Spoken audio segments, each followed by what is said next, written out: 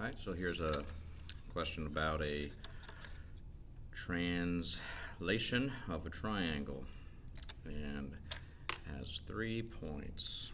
One point is 2, 7, and -1. Another point is -4 and -14, 5. And the third point is 3 and 1.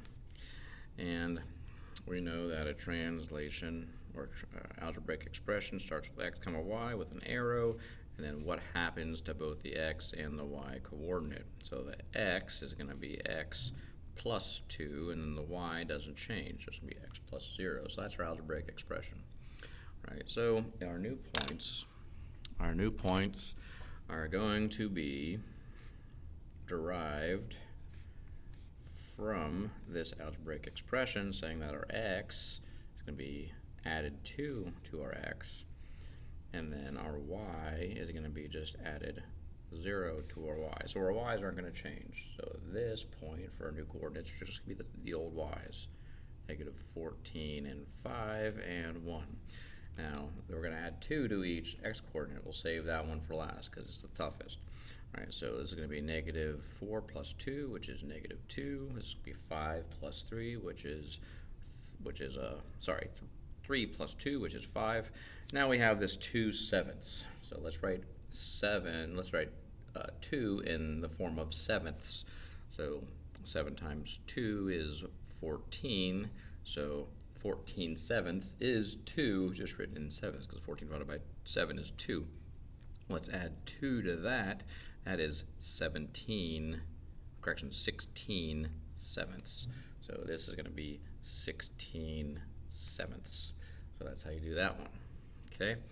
Now, if you remember anything about change topics real quick, and let's make a real quick table to talk about the next set of questions.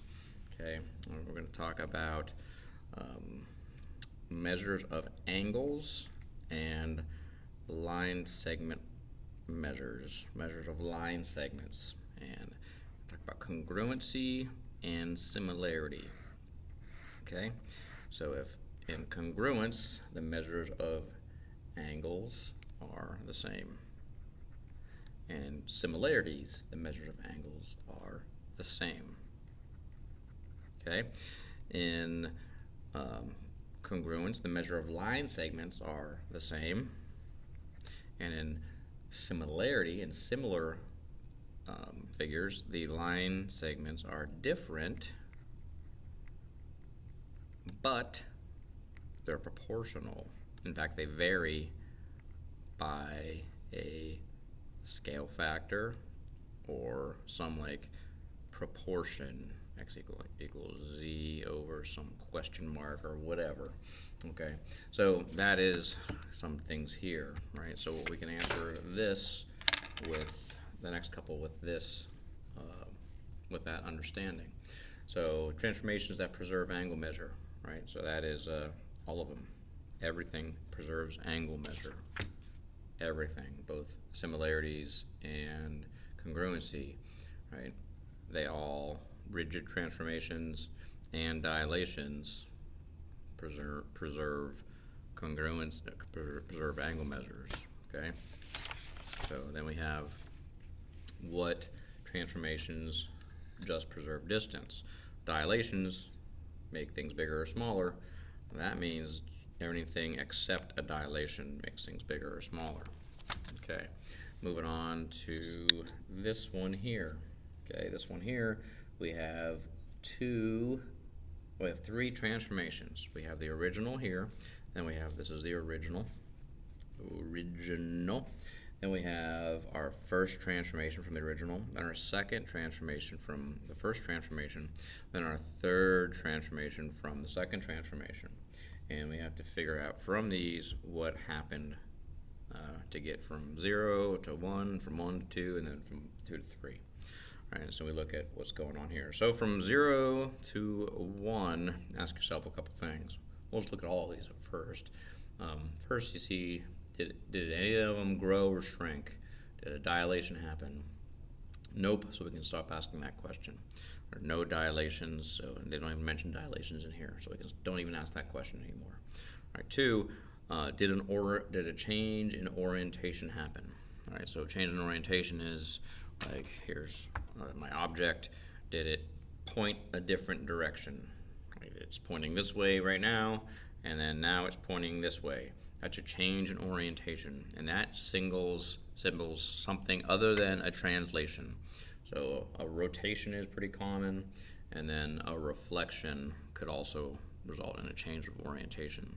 So this one is definitely, from 0 to 1, is definitely a change in orientation. So it's not a translation, it's not one of these two, okay? And a reflection is usually shown some type of symmetry. From here to here, there's really no type of symmetry at all. Okay, so it's most likely a rotation. Okay, so rotation 90-degree clockwise rotation is going from here to here, right? So that's looks like a pretty good clockwise rotation, 90 degrees, but that's just counterclockwise. So that would be the other way. That would be from here to here. Where's 270 degrees counterclockwise, right? Well, 270 degree counterclockwise is the same as a 90-degree clockwise. So that's looked like what we have going on here. So it's from 0 to 1. This is a 270 or a 90-degree clockwise. They're the same thing, okay? And they're the same thing algebraically too. All right, so, and then we have this, the next one. It's a 1 to 2.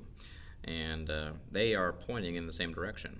It's like it's shifted over a little bit this way, and it's shifted this way a little bit, right? So it's a combination of an X and a Y change.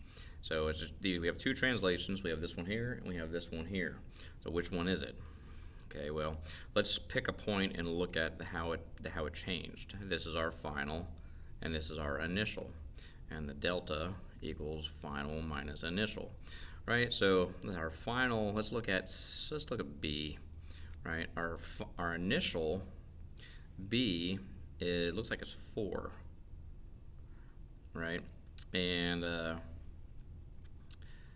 our final B looks like it's 16, right? So our change in B here, B prime, right, double prime, looks like it's 12, okay? How about, let's look at C. So how about, for C, it looks like it could be 20 for our final minus like an 8. So that's also 12. Okay, so it looks like our horizontal change is looking like 12. Okay, let's verify with that changed 11 units. Let's look at B. So it looks like it started at -1 and it ended at 10. Well, that's a change in 11, up 11 units vertically. All right, so it looks like this is that one. Okay, and now what line is this? Okay, because it definitely looks like it just kind of flopped across that line, and this is the same distance here as this is, and C is here, and C is here, and all these lines are equidistant from that line. So it looks like it flopped across that line. It's not the origin. This right here would be the line x equals y. So it's not that. So y here is the x-axis, which is -5, and it looks like the slope of this line goes from 5 to 5, so the slope is 1 to 1. So it looks like this is a reflection across the line y equals x minus 5. So that looks like that's number 3. Okay, so that's how you kind of figure that one out. All right, moving on to the next one. Okay, I'm going to pause this and get some patty paper.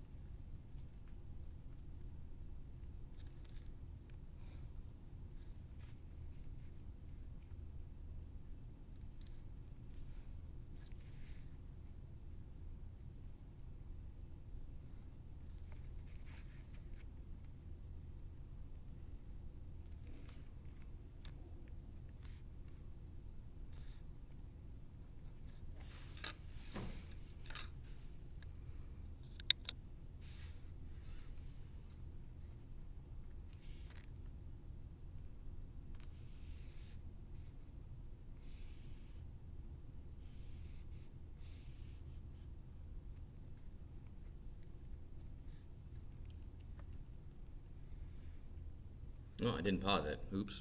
Anyway, so here is my 90-degree angle. I got A going this way and C going this way.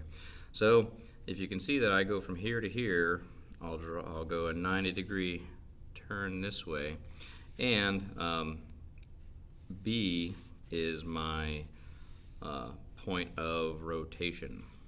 Okay, so a 90-degree turn from A to B would be would map one onto the other. Okay, I could also, if I reflect it from here to here, I would also map one image onto the other. Right, so my center of rotation is B, and I could also reflect. I could also reflect across AC. Okay, so I'm going to go ahead and finish this one, and then we're going to get on to some transformations with points.